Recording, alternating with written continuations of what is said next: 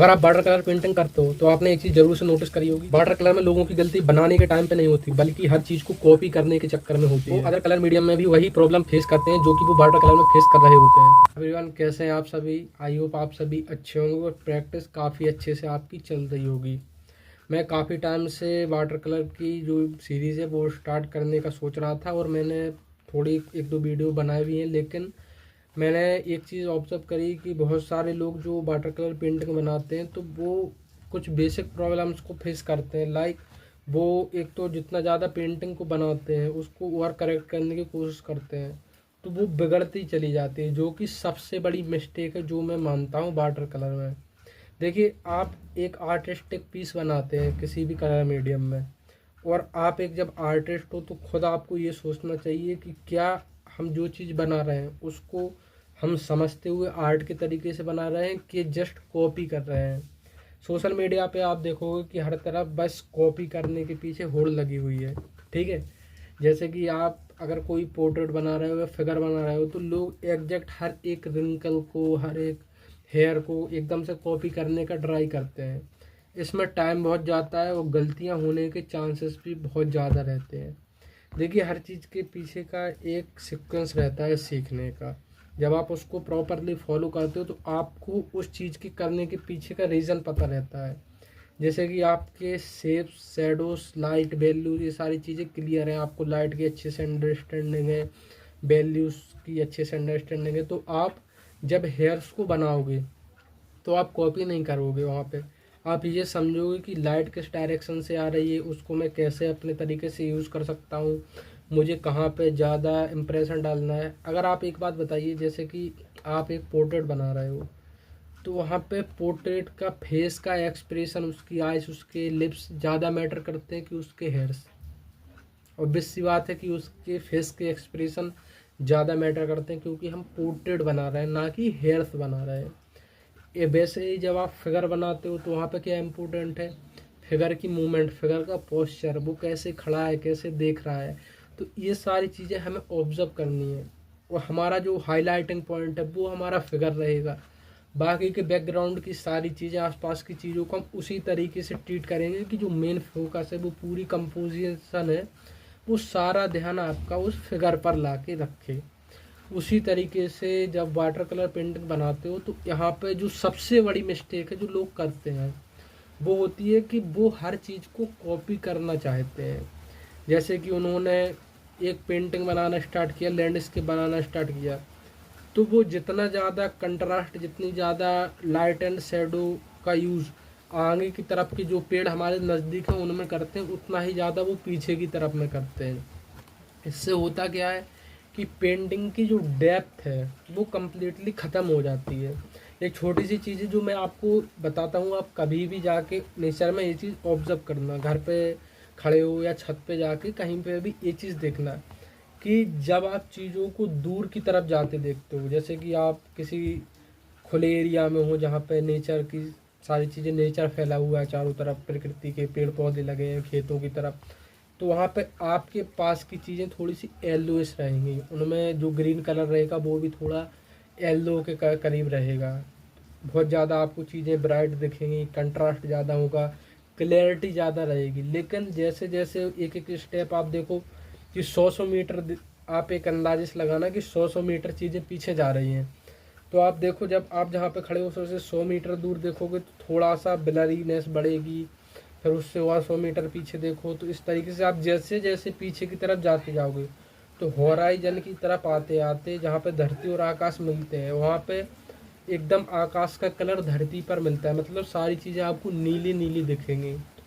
तो ये सिंपल से नेचर के रूल है, और ब्लरीनेस भी वहाँ पे बढ़ती है जो कि हम अपने पेंटिंग में यूज़ करते हैं।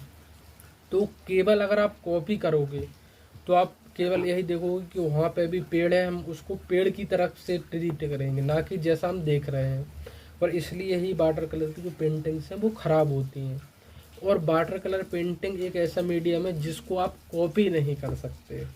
सुनने में थोड़ी सी बात अजीब लगेगी कि कॉपी नहीं कर सकते, लेकिन ये सच है, क्योंकि वाटर कलर में हम टेक्निक्स के बेस पर काम करते हैं, जहाँ पे हम bat on bed technique, bat on dry technique और बहुत सारी चीज़ें हम यूज़ करते हैं।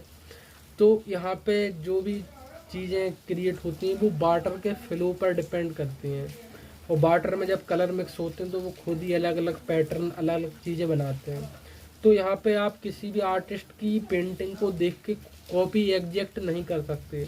इवन वो आर्टिस्ट खुद भी एक बार जो पेंटिंग बना दे वाटर कलर की, वो दोबारा उसको एग्जैक्ट कॉपी नहीं कर सकता, क्योंकि वाटर कलर मीडियम ऐसा ही मीडियम है कि उसको आप कॉपी नहीं कर सकते। आप अगर बादल बना रहे हो, किसी आर्टिस्ट ने वो बादल बनाए, तो आप एग्जैक्ट हर एक पैटर्न सेम नहीं बना सकते। ये इस मीडियम की खासियत होती है। अभी आगे आप जब इस मीडियम में, अभी मैं एक डेमो दूंगा जो कि आप वाटर कलर को देखोगे किस तरीके से यूज़ करते हैं, तो उसमें आप क्लियरली समझोगे कि किस तरीके से वाटर कलर में हम कॉपी नहीं कर सकते और कैसे वाटर कलर को यूज़ किया जाता है। तो बेसिक सी बात है कि हमें सबसे पहले तो आपको जो बेसिक चीज़ें चाहिए कि वाटर कलर मीडियम को आपको यूज़ करना होगा फर्स्ट ऑफ ऑल, क्योंकि जब तक आप यूज़ नहीं करोगे तब तक आप इसको, इसके तरीक़ों को, उसकी सारी चीज़ों को नहीं समझ पाओगे। इसलिए पहले आप इस वीडियो के जो डेमो है उसको प्रॉपरली सही तरीके से देखना और सही तरीके से समझना, ताकि आप इस प्रोसेस को प्रॉपरली समझ सको और उसको अपने वर्क में इम्प्लीमेंट कर सको, ताकि आप भी अपनी वाटर कलर स्किल को इम्प्रूव कर सको। तो चलिए स्टार्ट करते हैं। इस डेमो में हम वेट ऑन वेट टेक्निक से स्टार्ट करेंगे, तो इसलिए सबसे पहले ये ज़रूरी है कि जब आप वेट ऑन वेट में काम करो तो आप सबसे पहले अपने सरफेस को एक थिन वाटर की लेयर से पूरा सा गीला कर लो। मतलब आप थोड़ा थोड़ा ब्रश की हेल्प से पानी अपने पूरे पेपर पर लगा लो, ताकि जब आप उसमें कलर अप्लाई करो तो सही तरीके से वो फैल सकें, जिससे कि आप अपने मन से पैटर्न को सही तरीके से बना सको। अब यहाँ पे हम सबसे पहले जो है सन को स्पॉट करेंगे, तो हम सबसे पहले जो गेम्बोज येलो कलर का शेड होता है उसकी हेल्प से सन को स्पॉट कर दिया हमने कि बीच में सन है, उसके चारों तरफ हम थोड़ा थोड़ा कलर लगाते हैं। अब आपने एक देखा होगा कि जब सनसेट या सनराइज़ का टाइम होता है तो जो स्काई है वो कम्प्लीटली नीला या पीला नहीं होता, उसमें ऑरेंज भी दिखता है, पिंक भी दिखता है, येलो भी दिखता है, आपको वॉयलेट कलर भी दिखते हैं, कई सारे कलर दिखते हैं। तो ये आपको नेचर में ऑब्जर्व करना है। जब आप खुद देखोगे तो फिर खुद से चीज़ें अप्लाई करना सीखोगे। अब यहाँ पे हमने पेपर को पहले से ही बैट कर दिया था, तो जो कलर हम उसमें लगा रहे हैं अब वो भी बैट है, इसी को हम बैट ऑन बैट टेक्निक कहते हैं। और यहाँ पे जो कलर्स हैं वो ऑटोमेटिकली अपने आप मिल रहे हैं। अब यहाँ पे कौन सा कलर किस में कितना ज़्यादा मिलेगा, ये आपकी वाटर की जो मात्रा होती है, आपने कितना पानी कलर में मिलाया इस पर डिपेंड करती है। अब यहाँ पे एकदम से थोड़ी सी शार्प क्रिस्प लाइन भी हमको चाहिए, तो यहाँ पे हम बहुत ज़्यादा थिन कलर्स का यूज़ नहीं कर रहे, क्योंकि जब आप थिन कलर का यूज़ करते हो तो वो थोड़े हल्के हो जाते हैं। अब ऊपर में मैंने जो है पोर्सियन ब्लू कलर लगाया है, ताकि जो थोड़ा सा ब्लूइश कलर का शेड है वो भी आए। और ऊपर की साइड में मैं ग्रेडेड बॉस का यूज़ कर रहा हूँ, जहाँ पे हम कम्प्लीटली एक सा कलर नहीं देते, जो कलर है वो ऊपर से नीचे की तरफ हल्का होता आता है। तो अब यहाँ पे जब येलो कलर और ऊपर का जो पोर्शियन ब्लू कलर है वो मिलेगा तो एक बहुत अच्छा सा टेक्सचर आपको क्रिएट करके देगा। और यही खूबसूरती होती है वाटर कलर की, कि आपको यहाँ पे चीज़ें खुद से ज़्यादा नहीं करनी होती, वो ऑटोमेटिकली इफ़ेक्ट क्रिएट करते हैं। और वाटर कलर में एक और चीज़ ज़रूरी है कि वाटर कलर पेंटिंग को कभी कॉपी नहीं करना चाहिए, क्योंकि एक आर्टिस्ट चाहे जितना प्रोफेशनल बड़ा आर्टिस्ट हो, मैं भी हूँ और बहुत सारे आर्टिस्ट हैं, कोई भी आर्टिस्ट अपनी एक बार पेंटिंग को जो उसने बना ली उसको दोबारा सेम टू सेम नहीं बना सकता वाटर कलर में। अब ऐसा नहीं है कि उनकी काबिलियत नहीं है, लेकिन ये चीज़ वाटर कलर में है कि आप हर चीज़ को कॉपी नहीं कर सकते। यहाँ पे ये कलर थोड़ा सा सूख सा गया है, इसको कम्प्लीटली ड्राई नहीं करना है। जब ये हल्का सा आपको लगे कि जितना आपने तब उसको छोड़ा था उससे थोड़ा सा ड्राई हो गया, उसके बाद आपको जो है पायंस ग्रे कलर होता है या वॉयलेट कलर को आपको जो है क्रिम्सन कलर और उसमें कोई नीले का शेड लाइक पोर्शियन ब्लू या आप कोबाल्ट ब्लू मिला के उसमें थोड़ा सा पर्पल कलर का शेड बना के उसको इसमें क्लाउड की तरह अप्लाई कीजिए। और यहाँ पे ऐसा ज़रूरी नहीं है कि आपका हर क्लाउड एक जैसा हो, आप कॉपी करो एग्जैक्ट ऐसा बने, आप नहीं बना सकते। जैसा कि मैंने ऑलरेडी बताया, आपको क्या करना है, जैसे कि जब चीज़ें दूर जाती हैं हमारे तो वो छोटी हो जाती हैं, तो इसी पैटर्न को आपको फॉलो करना है। और जो है सन की तरफ जैसे जैसे बादल जाएंगे वो छोटे होते जाएंगे। और यहाँ पे सबसे बड़ी चीज़ है, जो लोग गलती करते हैं वो सूखने का इंतज़ार नहीं करते। तो जब आप वाटर कलर बनाते हो तो कौन सी चीज़, कौन सी लेयर आप जब नेक्स्ट लेयर अप्लाई करते हो तो वो कब करनी है। देखो यहाँ पे जो सरफेस है ना तो बहुत ज़्यादा गीला है ना ही बहुत ज़्यादा ड्राई है, एक मीडियम सरफेस है जिसके ऊपर हम ये कलर अप्लाई कर रहे हैं। तो इससे कलर बहुत ज़्यादा फैलेंगे नहीं, लेकिन वो आपस में मिक्स होंगे। तो यहाँ पे जैसे कि हमने नीचे जो कलर लगाया है बादलों को दिखाने के लिए, वो अभी हल्का सा डल हो गया है, मतलब उसमें छुप गया है। तो हम इसमें अब थोड़ा सा दोबारा दूसरे कलर की लेयर लगाएंगे। तो वाटर कलर में आप लेयरिंग में काम करते हो, और यही चीज़ हम 2-3 बार 4 बार रिपीट करेंगे जब तक कि हम अपने जो चीज़ हम अपने मन का शेड पाना चाहते हैं वो नहीं पा लें, जो चीज़ हम करना चाहते हैं वो नहीं कर लें। और ये चीज़ एक बार में नहीं आती, मैंने अभी बहुत सारे एक्सपेरिमेंट किए हैं, कई दिन लगाए हैं। तो उसके बाद जो मेरे नॉलेज मिली, जो एक्सपीरियंस मिला, उसके बेस पे मैं ये चीज़ें आपको करके दिखा रहा हूँ। तो 1-2 दिन में ये सारी चीज़ें आपकी नहीं हो सकती कि आप सोचो कि एक ही दिन में आप इतना अच्छा कर लो। आपको डेली प्रैक्टिस करनी होगी, कंटिन्यूसली प्रैक्टिस करनी होगी और एक्सपेरिमेंट्स करने होंगे। जो वाटर कलर है बेसिकली उसमें हम 2-4 टाइप की टेक्निक्स का यूज़ करते हैं, जिनमें से एक बैट ऑन बैट टेक्निक है जिसका यूज़ अभी मैं करके दिखा रहा हूँ। तो जब आप इन चीज़ों का यूज़ करना सीख जाते हैं उन टेक्निक्स का, तो फिर उसी को आप अपने अकॉर्डिंग अप्लाई करते करते उसको अपने अकॉर्डिंग यूज़ कर पाते हो। अब यहाँ पे जो बादल हैं वो कम्प्लीटली लाइट नहीं होते या कम्प्लीटली डार्क नहीं होते, मतलब उसमें कहीं लाइटनेस होती है कहीं डार्कनेस होती है। तो उसी चीज़ को दिखाने के लिए जो पायंस ग्रे कलर का शेड आता है, अब मैं उसको अप्लाई कर रहा हूँ। और एक और चीज़ है, जो शेड आपके पास नहीं है, जैसे कि मैंने कुछ नाम ऐसे बताया जैसे कि पायंस ग्रे कलर है या French ultra marine blue colour है, वो इजीली हमारे जो 12 का सेट आता है उसमें नहीं होता है। उसमें 2 ही शेड होते हैं, एक तो कोबाल्ट ब्लू, एक फोर्सियन ब्लू। तो आप नॉर्मल जो कलर आपके पास अवेलेबल है उनकी हेल्प से भी ये चीज़ क्रिएट कर सकते हो। तो जो स्टार्टिंग मैंने जब की थी तो मैं भी लिमिटेड कलर के साथ ही काम करता था। हालांकि कुछ प्रैक्टिस के लिए मैंने एक्स्ट्रा प्रैक्टिस के लिए जो कलर्स मंगाए उनका यूज़ मैं कभी कभी अपनी पेंटिंग्स में कर लेता हूँ। अब यहाँ पे मैं थोड़ा थोड़ा और कलर्स लगा रहा हूँ, थोड़ी सी और डार्कनेस ऐड करने के लिए, क्योंकि अभी भी जो पेपर है वो वेट ही है। कुछ लेयर्स हैं जो आसपास की जो सन की जो हमने शेड सबसे पहले लगाए थे वो तो ड्राई हो गए, लेकिन अब मैं आप एक चीज़ देखोगे कि केवल क्लाउड के ऊपर ही काम कर रहा हूँ, क्योंकि हर लेयर कम्प्लीटली सूख नहीं पाती और उसके बाद मैं दूसरी लेयर अप्लाई कर देता हूँ जिससे कि वो आपस में खुद से मिक्स होती जाती है। और एक चीज़ आपको वाटर कलर में बहुत अच्छे से याद रखनी है कि आपको स्टार्टिंग में वाइट कलर का यूज़ बिल्कुल नहीं करना है। जो भी वाटर कलर में मेनली हम जब चीज़ों को लाइट करते हैं तो उसमें हम वाटर का यूज़ करते हैं कलर को लाइट करने के लिए। आपको वाइट कलर का यूज़ बिल्कुल नहीं करना है कलर को लाइट करने के लिए, क्योंकि जब आप वाइट कलर का यूज़ करते हो तो उससे कलर की सेचुरेशन यानी कि उसकी चमक, उसकी ब्राइटनेस कम हो जाती है, जिससे कि कलर फेड लगते हैं, एक प्रकार से मडी लगते हैं। तो इसलिए आप स्टार्टिंग में जो है आपका ब्लैक कलर और वाइट कलर उससे जितना ज़्यादा बच सको उतना आपके लिए बेहतर है। इससे आप बाकी के जो 10 कलर्स बचते हैं उससे खुद ही डार्क और लाइट शेड बनाना इजीली सीख पाओगे, जिससे आपकी कलर मिक्सिंग भी बेहतर होगी और आप खुद से भी एक्सपेरिमेंट करना सीखोगे कि कौन सी चीज़ हम कहाँ यूज़ कर सकते हैं, हमको कितना डार्क चाहिए या कितना लाइट चाहिए। और ये चीज़ केवल 1-2 दिन में नहीं आएगी, ये कंटिन्यूसली प्रैक्टिस के साथ ही आएगी। अब यहाँ पे इस साइड भी मैं थोड़ी थोड़ी और चीज़ें ऐड कर रहा हूँ ताकि जो फील है वो आए, क्योंकि जो सन की तरफ बादल होते हैं वो थोड़े ज़्यादा चमकदार होते हैं, लेकिन जब हम उसको देखते हैं तो हमारी तरफ वो थोड़े से ज़्यादा डार्क लगते हैं।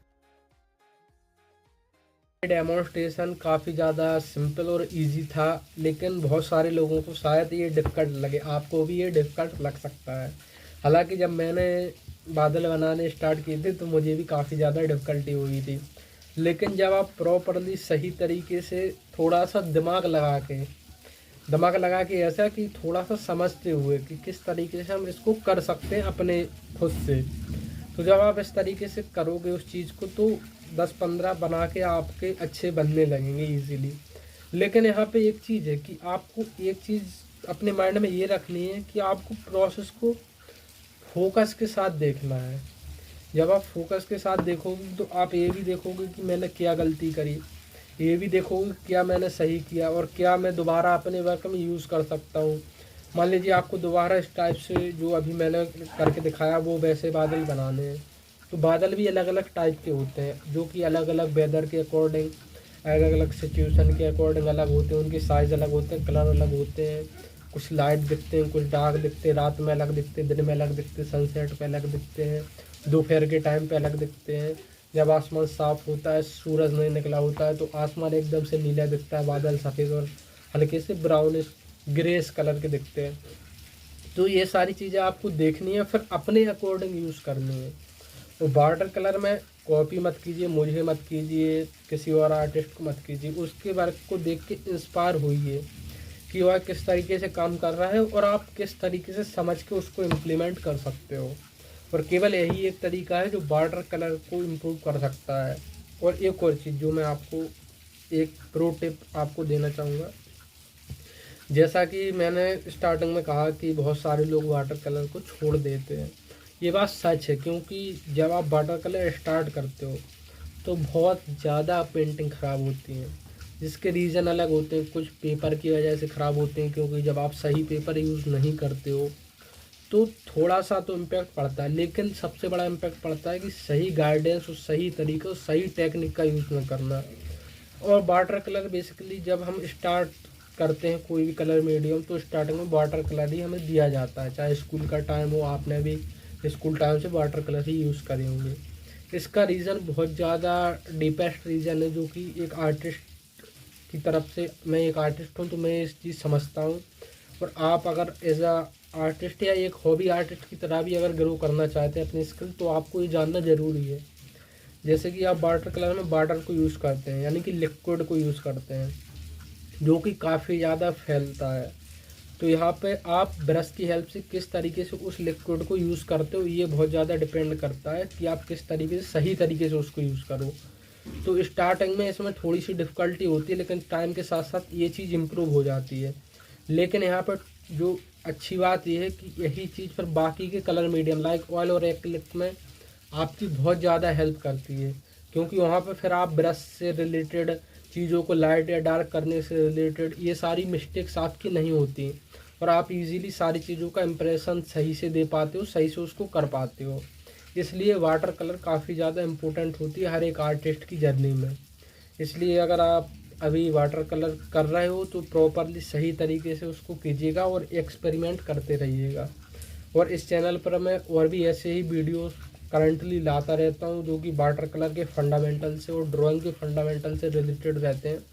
तो आप इस चैनल को सब्सक्राइब करके रखिएगा, ताकि आप जो और भी आने वाले वीडियोस हैं उनको देखना ना भूलें, आपसे छूट ना जाए और आपकी जर्नी प्रॉपरली सही तरीके से चले। और साथ में जितने भी ओल्ड वीडियो बने हैं उनको भी देखिए, ताकि आपको थोड़ा और माइंड ओपन हो, आप सही तरीके से अपने आर्ट की जर्नी कंटिन्यू कर पाएँ और अच्छे लेवल पर ग्रो कर पाएँ।